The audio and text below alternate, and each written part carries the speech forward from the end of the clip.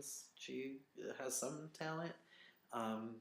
Again, it's not our cup of tea. We're entitled to our opinions. So, moving on. Oh yes, as we're glancing at some of our other notes, there were at least five or six artists who had little like 30-second spots on the show this week. Um, and these include Sarah B, Sarah Arunchi, Nikki Dawson, and a few of the other people that were mentioned already. And my theory, this is the conspiracy theory I mentioned earlier, is that if you're not giving them more than 30 seconds when they only have a minute and a half to make an impression on the judges, it means that these people are probably not going to make it that far in the competition. Now, that's not saying that these people aren't talented. As we'll see with Casey Desmond, she holds her own in the Battle Round episode that she appears on. And Nikki Dawson, too. One hell of a Battle Round performance. Yeah. We'll get to that in our next episode. But obviously, it sounds like I think this was something the producers probably did. This is my conspiracy theory. It's not saying this is what actually happened. Theory is the operative word. But these people are probably cannon fodder, which means that they probably have no snowballs chance in hell of surviving against the other team members they could potentially go up against. Yeah. So best of luck to you.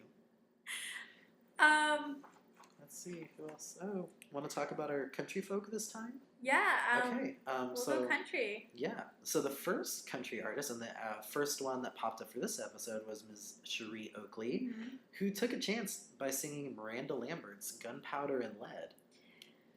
Not the strongest decision.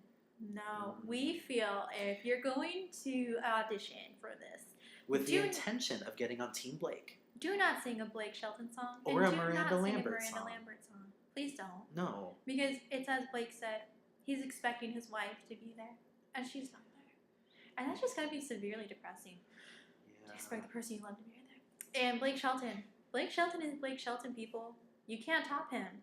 Not in his songs. They're his for a reason. So we just, our little piece of advice to you guys, if you would like to audition soon. Season 2 is casting, by the way. If you would like to audition, do not sing a Blake Shelton song or any of the artists' songs. I think Nakia was the exception to the rule. Do not sing Christina Aguilera. Oh dear Lord, no. Do not do that. Do not do Maroon 5. Oh, please don't do Maroon 5. Please don't do Maroon 5. Please don't. Just leave that. We love Maroon 5. We are huge Maroon 5 fans. But it's that reverence for the band that makes us give this little piece of advice. That's how much we love them. Some other country artists. This was like the country. Yeah, there's definitely some country in this one. Curtis Grimes, who sang Hillbilly Bone by Blake Shelton and another country dude. I think Trace.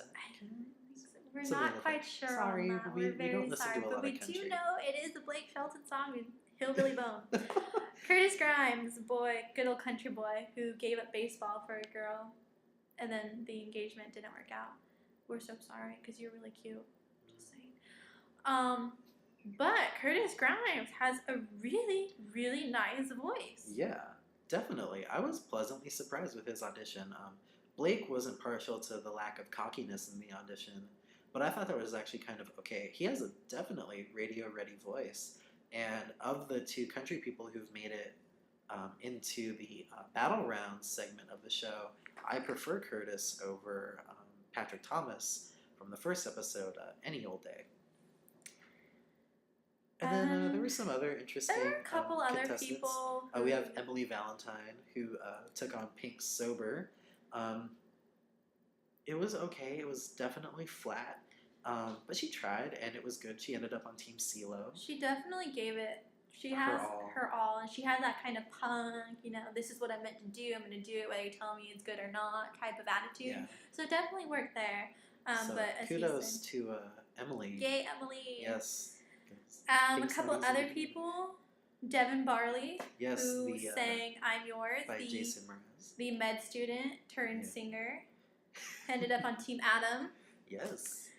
Yeah. No scatting. Please don't scat. Yeah. Nobody can scat unless you're Etta James or Jason Mraz. Aside from that, though. Yeah, leave it to people who are doing reggae and jazz. I don't know. It was a good performance. Though. It was better than some other ones that were presented on the show this week. So yeah. A lot of these people weren't shown on the actual show. You didn't know they were there until they were on the teams. I think, if anything, the Um, producers made like kind of a bad decision by putting a lot of the really strong contestants in the first episode of the show. Yeah, Because you had Vicky and Patrick Thomas and Frenchie and Rebecca Loby and Jeff Yes. Jenkins and Javier. They should have saved And Javier for the Beverly. very, very, very last spot. Yeah. So that's why we don't have much to say on the second one. And to be completely honest, we kind of cheated. Yeah, we did. And We've seen the episode several times because we're kind of a little bit addicted to the show. But we did review the songs that were made available on iTunes. And so they are slightly different from the performances that aired on the show. But I think in general, most of them were pretty on par with what was presented.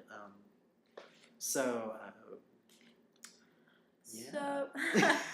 clearly we don't have much more to say. Well, let's see. We can discuss, as of the teams having 8 artists on each, who's the strongest? On each team. Well, we could say of the 4, Or the who's strongest, and then are kind of all-stars on those teams. Okay, yeah. So why don't we go left to right or whatever? So I guess that. Okay. Are we going left from the stage? Yeah. Okay. Why don't we do Adam first? Team Adam. Yay, Team Adam. Team Adam. Started with some really strong performers. You have Rebecca Loby, you have Jeff Jenkins, Javier, and then also Devin Barley, Casey Weston, Casey Desmond. Tim Mahoney. Yeah, Tim Mahoney, and then Angela Wolf. Mm-hmm. Definite standouts. I think the trifecta of Javier, Rebecca, and Jeff Jenkins is pretty much going to be unbeatable. We've been following other people on Twitter, and the prediction is it'll be Javier and Vicky in the finale, which I think would be fantastic. That'd be a really good finale to watch. It would be. It'd be very interesting. Yeah.